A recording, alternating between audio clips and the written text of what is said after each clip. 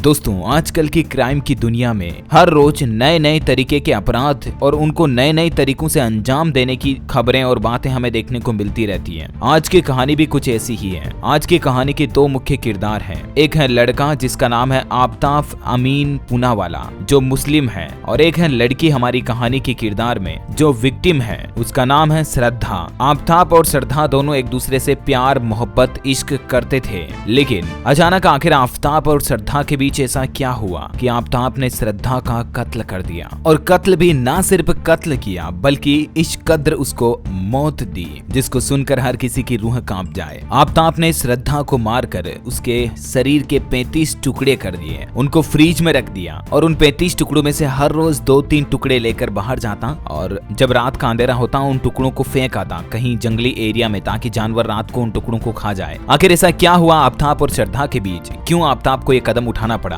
कौन सही है कौन गलत है? आइए दोस्तों, आज की इस क्राइम सीरीज में एक ऐसे ही अपराध पर पड़ताल करते हैं। पूरी कहानी बताता हूँ आपको इसकी कि कहां से श्रद्धा और आफताब की मुलाकात हुई, कैसे वो दिल्ली पहुंचे, कब तक उनका लव अफेयर चला, कब तक वो लिव इन पार्टनरशिप में रहे। दरअसल वक्त शुरू होता दोस्तों महाराष्ट्र में मुंबई से। श्रद्धा जो ये लड़की आप तस्वीर में देख पा रहे होंगे, 26 साल इसकी उम्र है। ये मुंबई के मलाड की रहने वाली थी और वहां पर ये एक मल्टीनेशनल कंपनी के कॉल सेंटर में काम करती थी और तभी आफताब भी उसी कॉल सेंटर में नौकरी लगा था। तो दोनों एक ही कंपनी में काम करते थे, जाहिर सी बात है कोलिग्स थे, यानी कि साथ में ही काम करने वाले थे। तो धीरे धीरे आफताब और श्रद्धा की नजदीकियां बढ़ने लगी। दोस्ती से ये रिश्ता प्यार में बदल गया और देखते ही देखते दोनों एक दूसरे को बेइंतहा मोहब्बत करने लगे, चाहने लगे। हालांकि ये रिश्ता इनके परिवार वालों को मंजूर नहीं था। वजह आप खुद समझ पा रहे होंगे, दोनों का धर्म मजहब अलग, जाति अलग। दोनों के रिश्तों से दोनों के ही परिवार वाले नाखुश थे, लेकिन ये अपने प्यार को परवान चढ़ाना चाहते थे।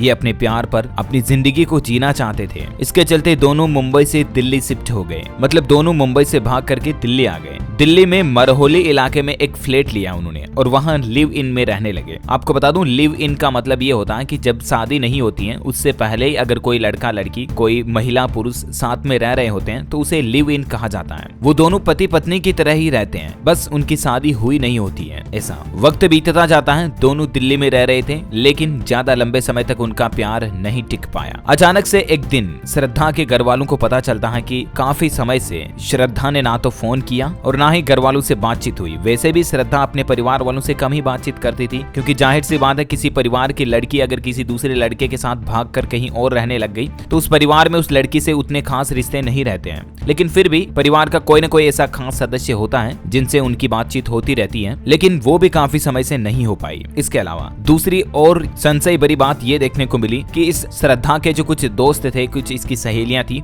उन्होंने नोटिस किया कि काफी टाइम से श्रद्धा सोशल मीडिया पर कोई अपडेट नहीं डाल रही है। बाकी जनरली श्रद्धा अपने फोटो फेसबुक इंस्टाग्राम वगैरह पर डाल दिया करती थी, लेकिन काफी समय से उसने फेसबुक इंस्टाग्राम पर भी कोई पोस्ट नहीं डाली। इसके चलते श्रद्धा के दोस्तों को भी शक हुआ कि श्रद्धा के साथ कहीं ना कहीं कुछ तो गलत हुआ है। बात आगे बढ़ती है, श्रद्धा के परिवार वालों को फिर शक होने लगता है। वो गुमशुदगी की रिपोर्ट दर्ज कराते हैं। इसी महीने 8 नवंबर को मीडिया रिपोर्ट्स के मुताबिक 8 तारीख को ही श्रद्धा के घर वाले, परिवार वाले श्रद्धा की गुमशुदगी की रिपोर्ट दर्ज कराते हैं और उसमें आफताब को भी शक के दायरे में रखते हैं, क्योंकि वो पहले इसके साथ लिव इन में रह रही थी। तारीख होती है 8 नवंबर 2022। महाराष्ट्र के पालघर जिले में रहने वाले 59 वर्षीय विकास मदान वाकर दिल्ली के महरौली थाने पहुंचते हैं और वहां अपनी बेटी के अपहरण की एफआईआर लिखवाते हैं। ये उनके पापा हैं, पिताजी हैं लड़की के श्रद्धा के। उन्होंने इल्जाम लगाया कि आफताब अमीन पूनावाला नामक एक लड़के ने उनकी लड़की को अगवा कर लिया। वो शादी का झांसा देकर उनकी बेटी श्रद्धा को अगवा करके मुंबई से दिल्ली लेकर आ गया। वो दोनों मुंबई में एक मल्टीनेशनल कंपनी के कॉल सेंटर में एक साथ काम करते थे।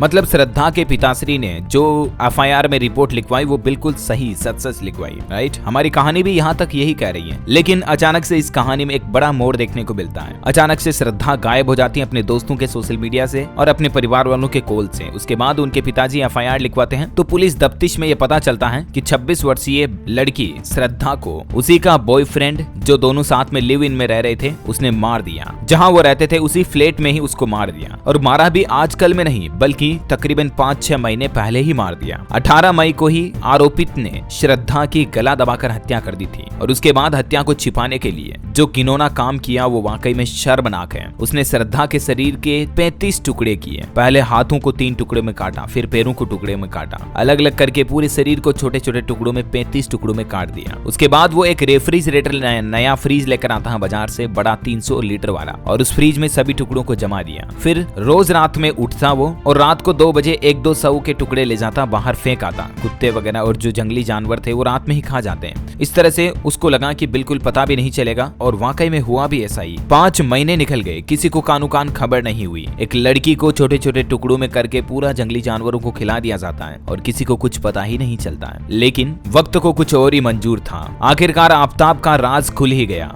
और आफताब को आज दिल्ली पुलिस ने हिरासत में ले लिया, पकड़ लिया। अब सबसे बड़ा सवाल यहाँ पर यह है दोस्तों कि आखिर आफताब ने श्रद्धा को इतनी बेरहमी से क्यों मारा। अभी आफताब पकड़ में आने के बाद श्रद्धा पर यह आरोप लगाया कि श्रद्धा उस पर शादी का दबाव बना रही थी और आए दिन बार बार झगड़ा करती थी, इसलिए उसने श्रद्धा को मार दिया। लेकिन अब यहाँ पर आप समझ रहे हो, अगर वो श्रद्धा से सच्चा प्यार करता था तो वो खुद भी तो शादी के लिए राजी होना चाहिए था ना। उसने श्रद्धा को क्यों मारा? आए दिन उनके बीच झगड़े क्यों होते थे? बार बार तो एक ही बात, एक ही वजह, शादी के लिए झगड़े नहीं होते होंगे। आफताब को श्रद्धा को कन्विंस करना चाहिए था कि अगर हमें शादी करनी है हम 6 महीने लेट करेंगे, तब तक हम ऐसे ही रहेंगे। जो भी है प्यार मोहब्बत से भी मसला सोल्व किया जा सकता था। लेकिन एक इतनी सी बात पर कि मैं शादी करना चाहती हूँ, मुझसे शादी करो, और मैं नहीं करना चाहता हूँ, इस बात पर वो उसको मार दे, बिल्कुल ही इतनी बेरहमी से उसके टुकड़े कर दे, ऐसा कोई किसी शख्स से बेइंतहा प्यार मोहब्बत करने वाला कर ही नहीं सकता। मैं गारंटी में दावे के साथ लिखकर ये चीज दे सकता हूँ। अब मैं ये बात क्यों बोल रहा हूँ? मैं ये बात इसलिए बोल रहा हूँ, मैं समाज की सारी लड़कियों को ये मैसेज देना चाहता हूँ, ये संदेश देना चाहता हूँ कि आप जिस लड़के से प्यार करती हो ना, क्या वो भी आपसे उतना ही बेइंतहा, उतना ही बेशक मोहब्बत करता है या नहीं? इस बात का आपको परीक्षा लेनी चाहिए, पहले ही पता लगाना चाहिए, वरना भोली भाली लड़कियों को आजकल के छोकरे या लड़के ऐसे ही फंसा कर ले जाते हैं दिल्ली, मुंबई, बिहार, पटना, चेन्नई, बंगलुरु, कोलकाता, हर कहीं, और वहाँ उनके साथ क्या क्या नहीं करते यार। मतलब आए दिन मैं ऐसी क्राइम की खबरें देखता हूँ ना तो दिल दहल जाता है। मैं ये चाहता हूँ कि जिस तरह से आप क्राइम पेट्रोल देखते हो, सबक एक को, सीख हम सबको, जो होना था जो तो हो गया, लेकिन अब हम सबको सतर्क रहना होगा। समाज के ऐसे असामाजिक तत्वों से, ऐसे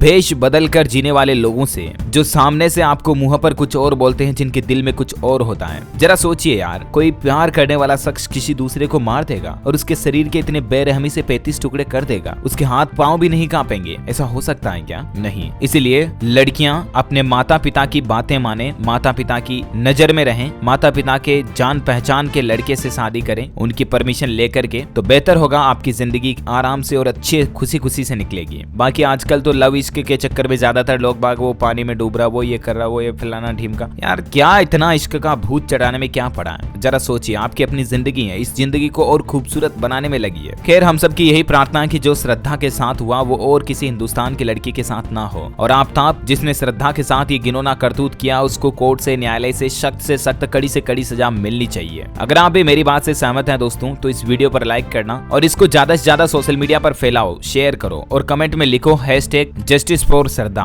ताकि जल्द से जल्द अपराधी को सजा मिल सके। और अगर आप क्राइम सीरीज में और भी आगे वीडियोस देखना चाहते हैं DLS न्यूज पर ऐसे ही सबक और सीख देने वाले, तो मुझे नीचे कमेंट बॉक्स में यस जरूर लिखिएगा। धन्यवाद दोस्तों। जय हिंद, जय भारत, वंदे मातरम।